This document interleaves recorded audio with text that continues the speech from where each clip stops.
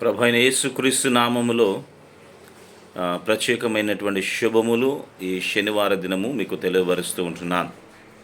క్రైస్తవుడా, క్రైస్తవురాల, నువ్వు ఎంత ఓపికతో ఉన్నావన్నది చాలా ప్రాముఖ్యమైనది.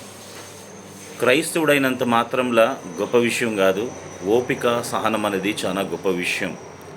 విలాప వాక్యములు 3వ అధ్యాయము 26వ వచనములు చూసినట్లయితే, నరులు ఆశ కలిగి యెహోవా అనుగ్రహించు రక్షణ కొరకు ఓపికతో కనిపెట్టుట మంచిది. అవును, దేవుడు మనకిచ్చినటువంటి రక్షణ గొప్పది కాబట్టి ఓపికతో సహనముతో కనిపెట్టుకోమని వాక్యం అంటున్నది.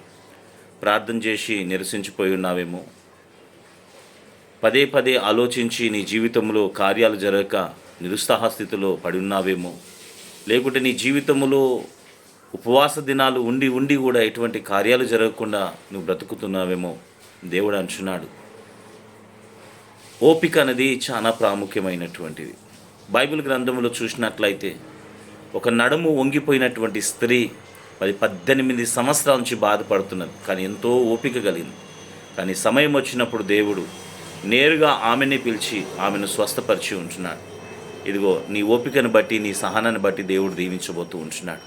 కాబట్టి దేవుడు మనకిచ్చినటువంటి ఇంత గొప్ప రక్షణ బట్టి మనము ఆనందిస్తూ సంతోషముతో మనము ముందుకు కొనసాగాలని ప్రభు పేట మనం చేస్తూ దేవుడు మిమ్మల్ని సమృద్ధిగా దేవుడు దీవించును గాక. God bless you.